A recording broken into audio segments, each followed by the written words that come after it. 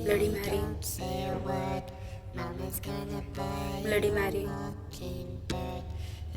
Bloody Mary.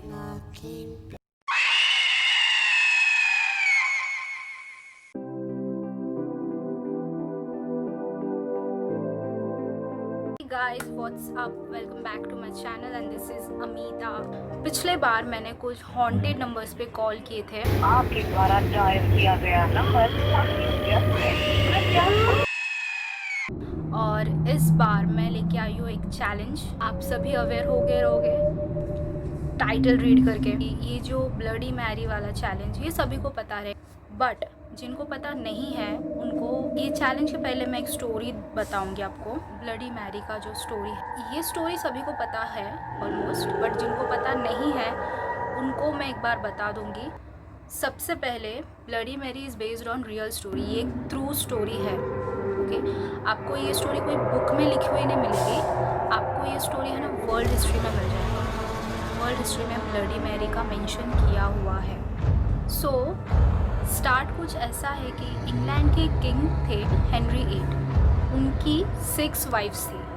6 जो first wife है उनकी जो बड़ी बेटी है का नाम था मैरी। मैरी के बॉर्न होने के बाद because of few reasons Mary को बहुत अनलकी और कर्स्ड माना जाता था। सो बचपन से ही उसको अपने मॉम डैड का प्यार नहीं मिला था। घर में सभी लोग उसे बहुत ज़्यादा हेट करते थे।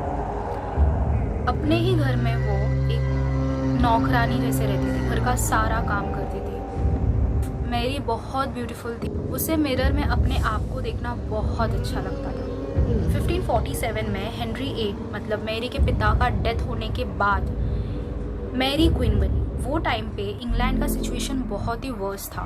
पूरा England Catholic and Protestant 2 religion में डिवाइड हो गया था। बट क्वीन मैरी चाहती थी इंग्लैंड में बस एक ही रिलीजन हो, और इस चीज़ को हासिल करने के लिए मैरी किसी भी हद तक गिर सकती थी, कोई भी लिमिट वो क्रॉस कर सकती थी। इसके बाद जो भी मैरी के अगेंस्ट आया, मैरी ने उनको जिंदा जला दिया। कैन यू इमेजिन एक इंसान के अंदर कितना हेट हो सकता है कि उसने एक जिंदा इंसान को जला दिया। आफ्टर दिस इंसिडेंट मैरी पूरे इंग्लैंड के लिए एक विलन बन गई। As a told you guys, Mary बहुत ज़्यादा ब्यूटीफुल थी और उसे मिरर में अपने आप को देखना बहुत अच्छा लगता था। सो इस ब्यूटी को लॉन्ग लास्टिंग रखने के लिए और बरकरार रखने के लिए, मतलब लॉन्ग टाइम तक वो ब्यूटी उसका रहे, इसके लिए वो ह्यूमन ब्लड से नहाती थी, दैट इज़ इंसानी खून।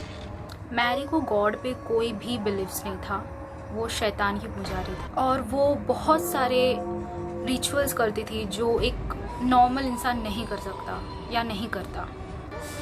इन सब के बाद फाइनली मैरी की शादी हुई। शादी के कुछ समय बाद वो प्रेग्नेंट हुई and she was very happy.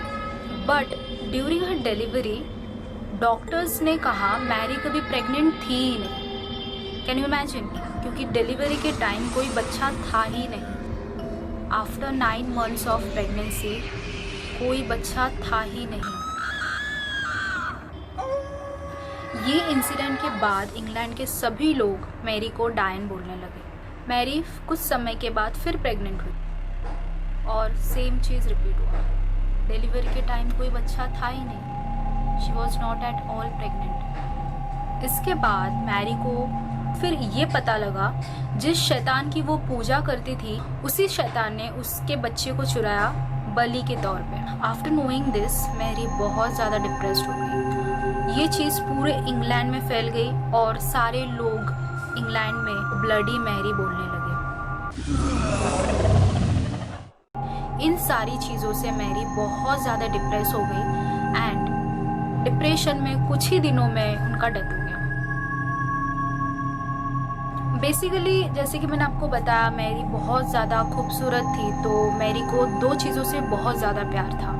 First is mirror, जिस पे वो खुद को देखना बहुत ज़्यादा पसंद करती थी। दूसरी चीज़ जो उसे पसंद थी दैट इज़ अनबॉर्न बेबी, जो बच्चा कभी हुआ ही नहीं था। सो अभी भी बहुत लोग ये मानते हैं कि अगर रात में 3 बजे आप मिरर के सामने एक कैंडल लेके ब्लडी मैरी 3 बार बोलते हो तो bloody Mary appears in mirror.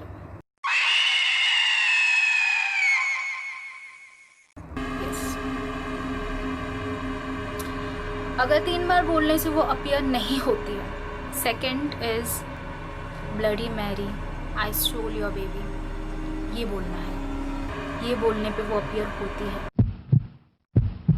So I am in front of mirror now और ये है कैंडल और फर्स्ट वाला वे ट्राई करते हैं। Bloody Mary, bloody Mary, bloody Mary.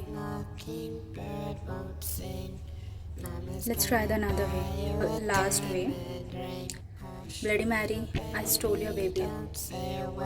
Bloody Mary, I stole your baby.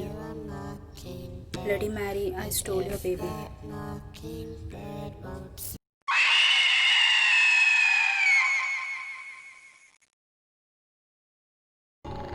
ये रहा कैंडल।